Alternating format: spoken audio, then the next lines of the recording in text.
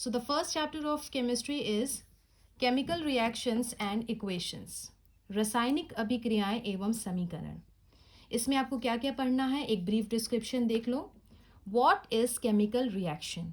रासायनिक अभिक्रियाएं क्या होती हैं? Chemical reactions involving in our daily life. हमारे दैनिक जीवन में रासायनिक अभिक्रिया का क्या रोल है? Types of chemical reaction. रासायनिक अभिक्रियाओं के प्रकार. What is chemical equation? रासायनिक समीकरण क्या होता है?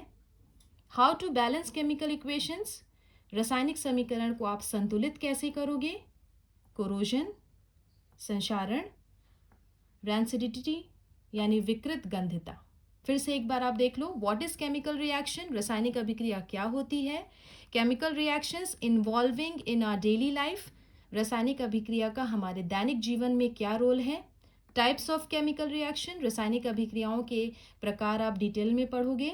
What is chemical equation? रासायनिक समीकरण क्या होता है?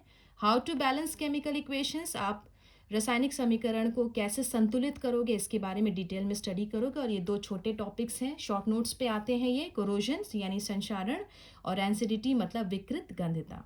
तो सबसे पहले हम स्टार्ट करते हैं केमिकल रिएक्शंस की. केमिकल रिएक्शन यानी कि रासायनिक अभिक्रिया क्या होती है? The process through which the nature and the identity of the initial substance have somewhat changed. इसका एक और definition है. The transformation of chemical substances, atom or compounds into another chemical substances is known as chemical reaction.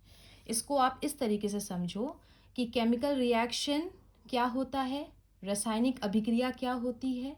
कि अगर हम कोई भी चीज़ ले रहे हैं, कोई भी कंपाउंड ले रहे हैं, वो प्रारंभिक अवस्था में यानी कि इनिशियल स्टेट में कुछ और होगा, और जब वो फाइनल प्रोडक्ट यानी उत्पाद में कन्वर्ट हो जाएगा तो वो दूसरा हो जाएगा. आप फिर से इस डेफिनेशन को ध्यान से देखो.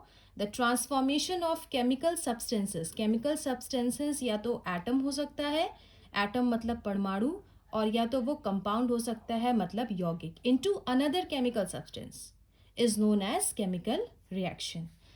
ध्यान से इसमें आप देखो, दो टर्म्स आपको बहुत ध्यान से इसमें पढ़ना है केमिकल रिएक्शन के लिए. रिएक्टेंट यानी अभिकारक, प्रोडक्ट यानी उत्पाद.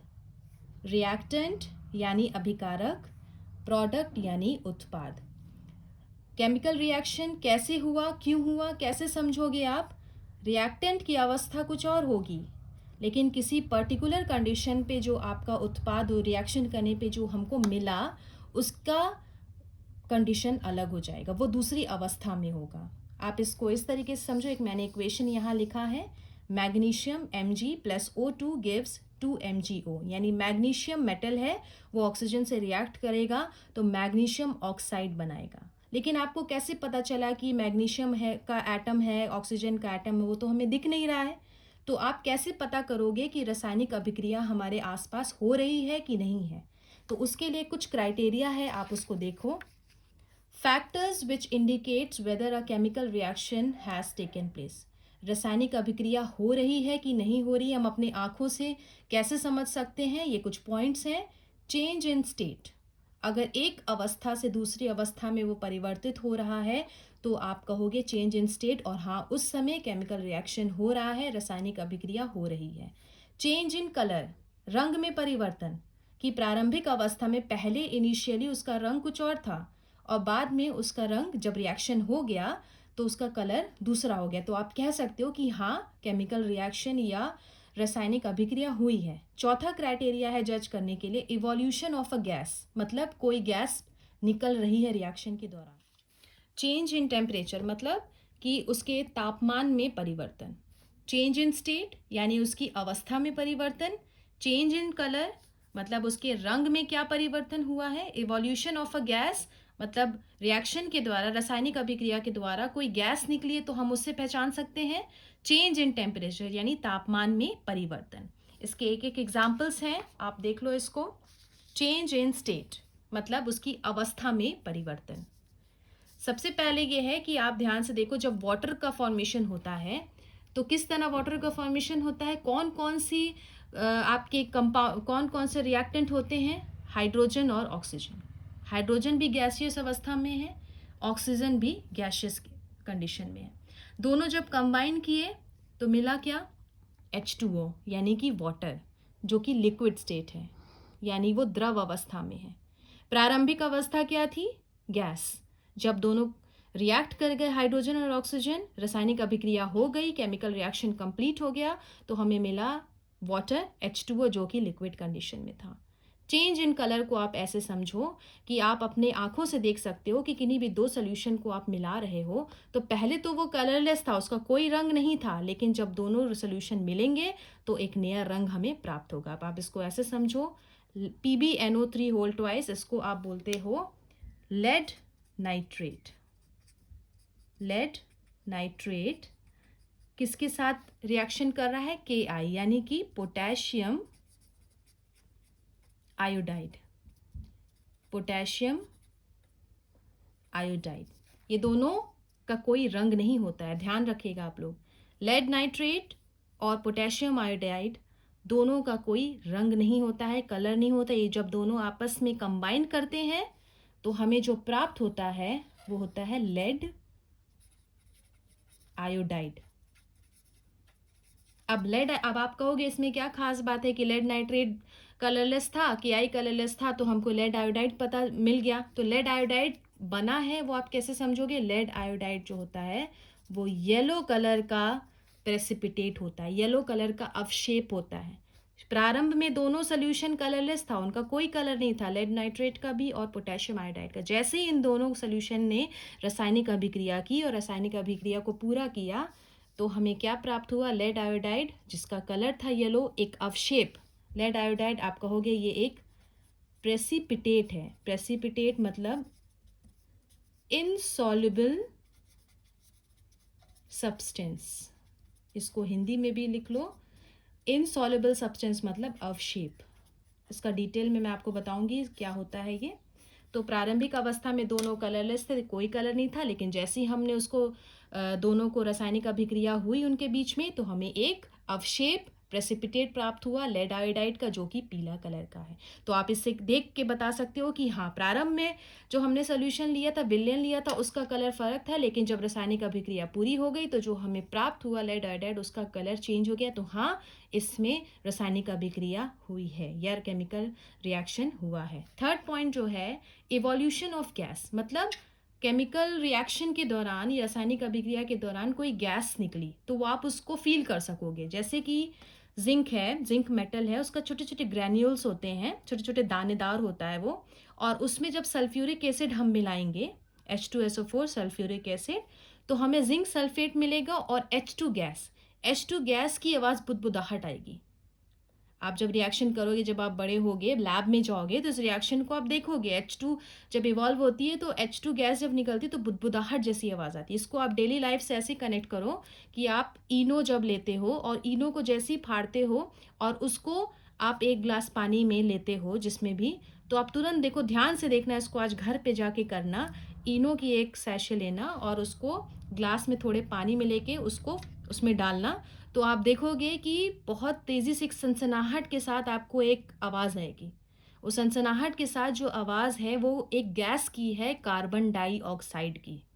जब इनो को आपने फाड़ा और पानी में डाला, तुरंत उसको कान से सुनना, एक आपको आवाज़ आएगी बहुत तेज़ी से बुदबुदाहट की, वो कार्बन डाइऑक्साइड की गैस थी। तो आप कह सकते हो कि इनो को हमने अगर पानी में डाला तो रासायनिक अभिक्रिया हुई, केमिकल रिएक्शन हुआ और जो है आपका CO2 गैस निकला। यहाँ पे जिंक और H2SO4 जब आप ले रहे थे तो H2 गैस निकल रहा था, और इनो को जब आप पानी में डालोगे तो कार्बन डाइऑक्साइड की गैस निकलेगी और वो आपको सुनाई देगी। तो इन कंडीशन में आप कह सकते हो कि हाँ, रासायनिक अभिक्रिया या केमिकल रिएक्शन हो रहा है।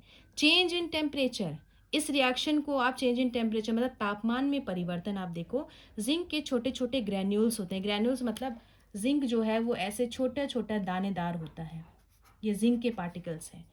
और इस जिंक के पार्टिकल्स को अगर आप एक टेस्ट ट्यूब में लो, मान लो ये टेस्ट ट्यूब है और इसमें हमने H2SO4 जो सल्फ्यूरिक एसिड है उसको डाला, तो बुदबुदाहट के साथ H2 गैस बाहर निकलेगी। H2 गैस की आवाज़ को आप सुनोगे और साथ ही साथ इसका टेम्परेचर जो तापमान है वो भी परिवर्तित होगा। मतलब कि तापमान जो है जैसे ही जिंक H2SO4 के साथ रिएक्ट करेगा, रासायनिक अभिक्रिया करेगी, तो तापमान में भी परिवर्तन होगा। मतलब जो एनर्जी है, जो ऊर्जा है, वो बाहर निकलेगी। इसलिए आप ये इन 4 पॉइंट्स के ज़रिए आप बता सकते हो कि केमिकल रिएक्शन हो रहा है कि नहीं, चेंज इन स्टेट, कि उसके प्रारंभिक अवस्था और जो अंतिम अवस्था इनिशियल और फाइनल स्टेट में अंतर आएगा, दोनों डिफरेंट होंगे। चेंज इन कलर, रंग में परिवर्तन, इवोल्यूशन ऑफ गैस मतलब गैस का निकलना रिएक्शन के दौरान, और चेंज इन टेम्परेचर मतलब तापमान में परिवर्तन। अब इसके बाद अब हमको पढ़ना है कि व्हाट इज़ केमिकल रिएक्शन, हमारे डेली लाइफ में रासायनिक अभिक्रिया का क्या रोल है। पहला है, सबसे पहला कि milk is left at room temperature during summers. अब इसको ध्यान से सोचो कि अगर दूध को गर्मी में रूम टेम्परेचर पर मतलब सामान्य ताप पर अगर बाहर छोड़ दिया जाए तो फिर क्या होगा। थोड़ी देर के बाद दूध जो है आप देखोगे कुछ घंटे अगर छोड़ दो तो वो फट जाएगा।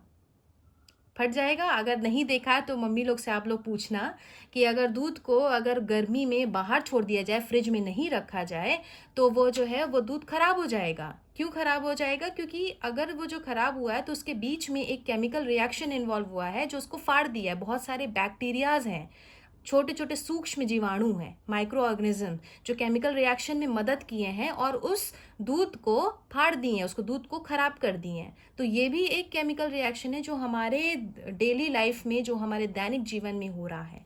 दूध से का फटना, दूध का खराब होना, ये जो है एक केमिकल रिएक्शन है, रासायनिक अभिक्रिया है। नेक्स्ट है फूड इज कुक्ड, खाना पकना। खाना जब पकता है तो उसकी आप नोट करना, कोई भी चीज़ आप पका रहे हो तो उसका इनिशियल स्टेज यानी प्रारंभिक अवस्था फ़र्क होता है, लेकिन उसमें आप तेल मसाला जो भी आप डालते हैं मम्मी, उसके बाद आप देखो उसका रंग बदल जाएगा। यानी कि खाना बनने में भी एक केमिकल रिएक्शन या रासायनिक अभिक्रिया इन्वॉल्व है। बिना रासायनिक अभिक्रिया के खाना पक ही नहीं सकता है। तो इसलिए इतना ध्यान रखो कि हमारे आसपास जितने भी दैनिक जीवन में कार्य होते हैं उनमें कहीं ना कहीं केमिकल रिएक्शन या रासायनिक अभिक्रिया इन्वॉल्व होती है। नेक्स्ट है वी रेस्पायर। रेस्पायर मतलब श्वसन, रेस्पिरेशन। श्वसन में क्या होता है? Inhaling oxygen and releasing carbon dioxide. हम ऑक्सीजन को लेते हैं और कार्बन डाइऑक्साइड को बाहर निकालते हैं। तो ये ऐसे ही ऑक्सीजन और कार्बन डाइऑक्साइड जो है वो ऐसे ही हम नहीं ले रहे हैं, इसमें बहुत लंबा केमिकल रिएक्शन या केमिकल आपका स्टेप्स इन्वॉल्व है जो कि रेस्पिरेशन या श्वसन में मदद कर रहा है। नेक्स्ट है जो डेली लाइफ में आप देख सकते हो, digestion of food in our body.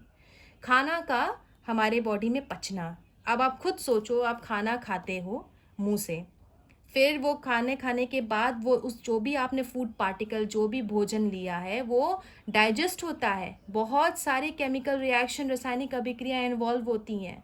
फिर लास्ट में क्या होता है, वो डाइजेस्ट होके पूरी तरीके से स्टूल के थ्रू, एनस के थ्रू वो बाहर निकल आता है। तो ये पूरा रिएक्शन जो आपने मुंह से खाना लिया और एनस के थ्रू, जो स्टूल के थ्रू जो आपका वेस्ट प्रोडक्ट जो निकला, वो भी एक केमिकल रिएक्शन के थ्रू हुआ। बहुत सारे उसमें स्टेप्स हैं, एक ही स्टेप में नहीं हो गया, बहुत सारे चरण हैं कि जो हमने भोजन लिया और जो हमने एनस से जो बाहर निकाल दिया, वो उसमें भी बहुत सारी रासायनिक अभिक्रिया इन्वॉल्व है। नेक्स्ट है बर्निंग ऑफ पेपर, पेपर का जलाना। अब आप खुद सोचो, पेपर जो है, अगर ये हमारे पास एक पेपर है, इसको आप यहाँ कोने से जलाओ तो आप धीमे धीमे देखोगे कि एशेस, धीमे धीमे आप देखो कि धुआं के साथ जो कागज़ है वो ब्लैक कलर के उसमें परिवर्तित हो गया, सफ़ेद था और फिर उसके बाद वो राख में परिवर्तित हो गया। तो पेपर को जब जल रहा है तो राख में परिवर्तित हो रहा है, ऐश में कन्वर्ट हो रहा है। तो यहाँ पे भी एक केमिकल रिएक्शन इन्वॉल्व है, यहाँ पे भी एक रासायनिक अभिक्रिया इन्वॉल्व है। रस्ट फॉर्मेशन, अगर आयरन के या लोहे के किसी भी सामान को अगर आप बाहर मॉइस्चर में छोड़ दो तो कुछ समय के बाद आप देखोगे कि लोहे का जो भी सामान आपने मॉइस्चर में बाहर छोड़ा है उसके ऊपर एक मोटी परत जम जाती है। तो ये जो मोटी परत जमी है वो आप डिटेल में उसको पढ़ोगे कोरोजन में।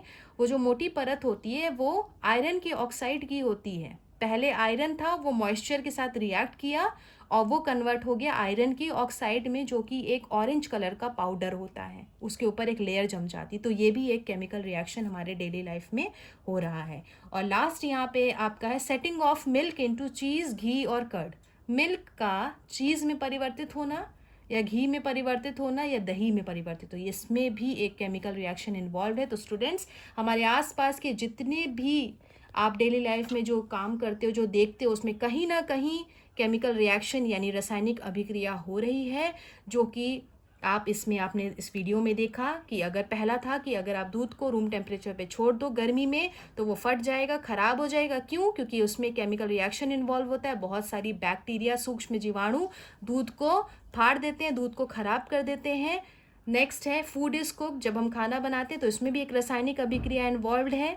वी रेस्पायर, जब हम श्वसन करते हैं, inhaling oxygen and releasing carbon dioxide, यानी ऑक्सीजन को हम लेते हैं और कार्बन डाइऑक्साइड को बाहर निकालते हैं, तो रेस्पिरेशन यानी श्वसन में भी रासायनिक अभिक्रिया इन्वॉल्व है। Digestion of food in our body, जो हम खाना खाते हैं और फिर जो खाना वो हमारे पूरे बॉडी में पचता है और एनस के थ्रू, स्टूल के थ्रू जो बाहर निकल जाता है, एक्सक्रीट हो जाता है, उसमें भी केमिकल रिएक्शन या रासायनिक अभिक्रिया इन्वॉल्व है। बर्निंग ऑफ पेपर, जब हम पेपर को जलाते हैं तो आप देखो कि ऐश में या राख में परिवर्तित हो गया, तो उस समय भी केमिकल रिएक्शन वहाँ पे इन्वॉल्व थी। रस्ट फॉर्मेशन यानी लोहे के सामान पे जो रस्ट, जंग लगना, वो भी एक केमिकल रिएक्शन का एग्जाम्पल है। सेटिंग ऑफ मिल्क इनटू चीज़, घी और कर्ड भी केमिकल रिएक्शन का एग्जाम्पल है जो हमारे डेली लाइफ में हो रहा है। Thank you students.